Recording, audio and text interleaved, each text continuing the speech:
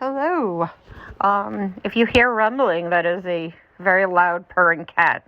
Um, so I am here to do my top 10 books that I've read this year so far as of April 1st.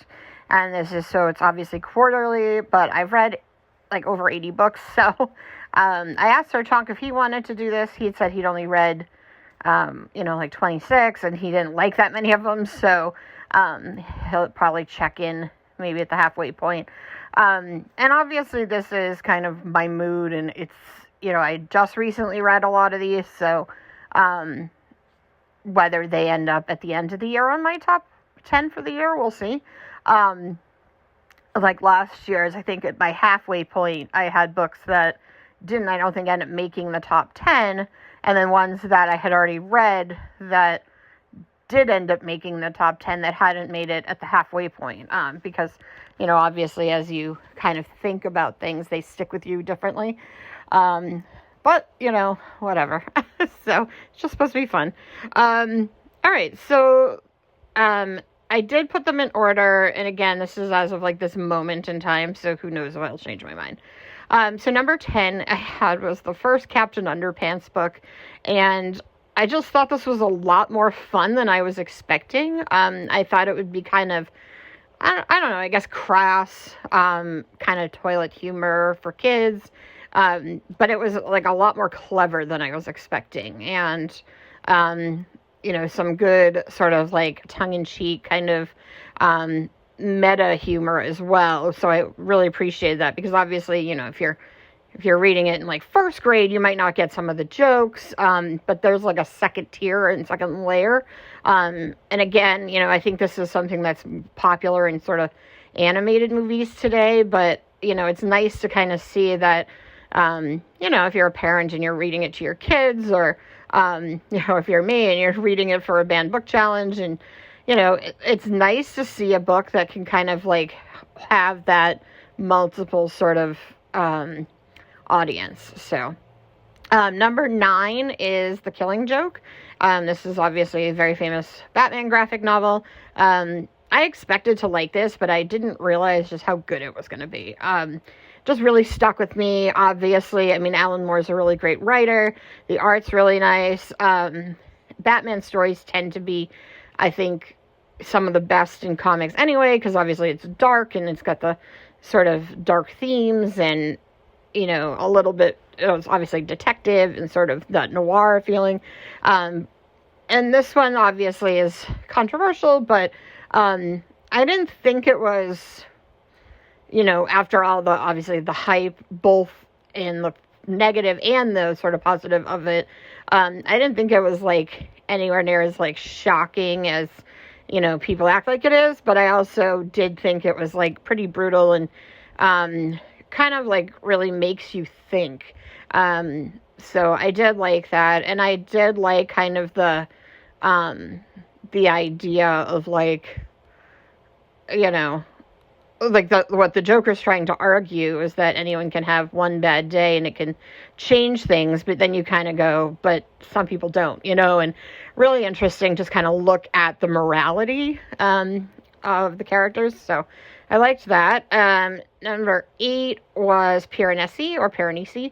I really enjoyed this. I just, story-wise, I mean, it's fine,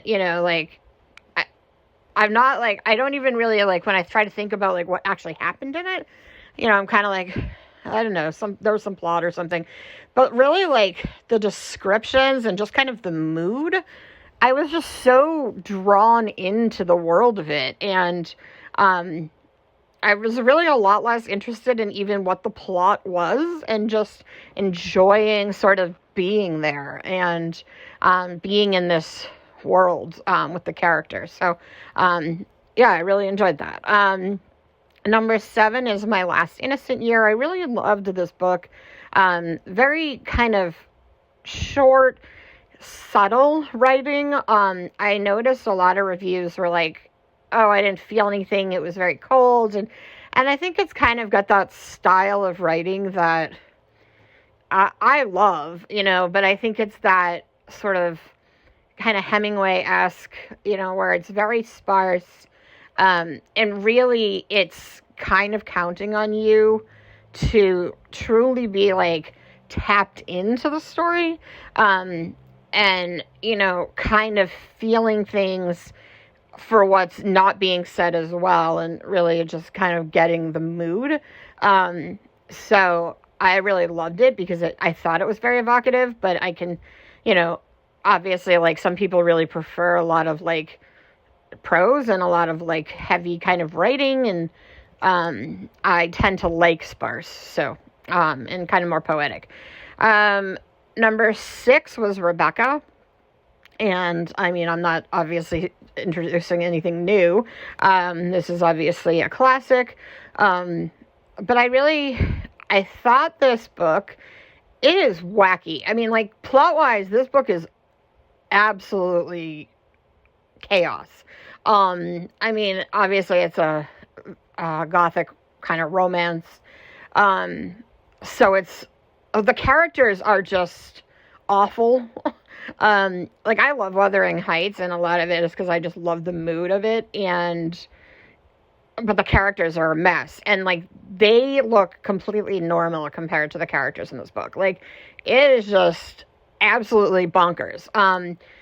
But incredibly written, like, just beautifully written, and I like was just so, again, really drawn into like the setting, and just felt very like much a part of the mood and the setting of the story. And just sometimes she would just be like describing like a plant or like some flowers, and it just really, you could feel it. You could just like sense everything. So, kind of the opposite. It's not very sparse writing, but just so well done. The writing here. So, number 5 is The Bullet That Missed, and I just really enjoy this series. This is the Thursday Murder Club, and I think like the plot has kind of just completely become secondary to the antics of these characters, but I really love the characters. And at first I was kind of like, I don't know if I'm in the mood for this, but because it is a little cutesy, but it's just, they're just so charming, and I just really enjoy being around these characters, and they're very real to me, whereas like, I don't read a lot of like cozy mysteries, and a lot of times I really struggle to kind of connect to them, because I just feel like they're just too sort of cute, and charming, and like, when I'm like reading murder mysteries, I want like dark and, twisted. But these are just really fun. And they also have like kind of a dark wickedness to them in like a funny way, though. So, just really like these. Number 4 is a mystery, and this is Everyone in My Family Has Killed Someone. This was like exceptionally well done. Like, I really, really enjoyed this. I found the mystery very compelling.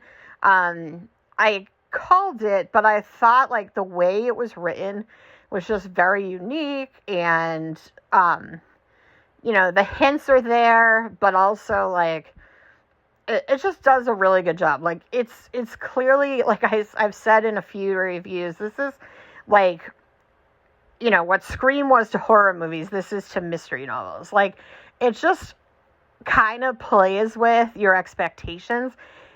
And I've seen books do that, and I get annoyed by it. And this worked really well. It was snarky, and kind of, there was some side commentary, but it was like just enough that it was fun, but not too much that it actually just kind of took away from the actual mystery. So I thought the mystery was very compelling. There was, there were stakes there. It was interesting, but it also had like a really funny narrator and a just good style to it. Number 3 is Remarkably Bright Creatures. And this one, I was just like so emotionally moved by this story. And I mean, obviously, yes, the character, Marcellus the Octopus, is a huge draw. And And like, I think I would have liked this book. I would have really loved this book anyway. Like, I thought the characters were really authentic, and I was just interested in their story, and it was kind of slice of life.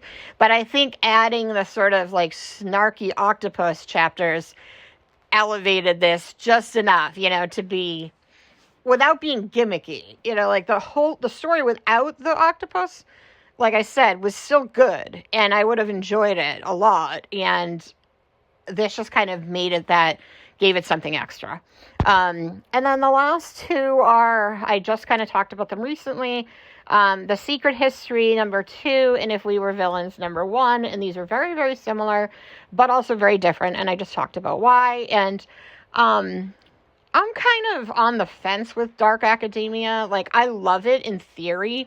But I would say 90% of the time, I don't end up enjoying it. Like, I just feel like it's trying too hard to be, like, focus on the Dark Academia aesthetic and, like, the tropes rather than just kind of being good. And I think, like, I mean, I like stories set in college and in general, and especially, like, I mean, you know, as a New Englander who went to a small college in New England, like, I like that feel, you know, it's, you know, I relate to that. But I mean, I've always, like, even when I was younger, you know, I loved A Separate Peace, I like Catcher in the Rye, I like Dead Poets Society, the movie. I just kind of always enjoy stories, like, set at school, you know, boarding schools and colleges, and just, I mean, I like camp stories. I like kind of that feeling of, and I didn't go to a boarding school, but I did go to camp, like, every summer, and, like, that feeling you have when you're with these people 24 hours a day, and these relationships you build are just so different than, like, any other relationships you really have in your life. And, you know, so I really love that setting. But these two in particular, I mean, yes, they're kind of elitist, and, you know, the characters in A Secret History, they're awful people, and If We Were Villains, they're kind of pretentious, but they were just both very, very compelling stories. And I think, like, emotionally, I would put If We Were Villains higher for me, because I just was so emotionally in tune with it. But both of these are my top 2 of the year so far. So that's where I'm at right now. And then, you know, I have the readathon going on, and I will be back at some point, you know, throughout the month. All right, bye.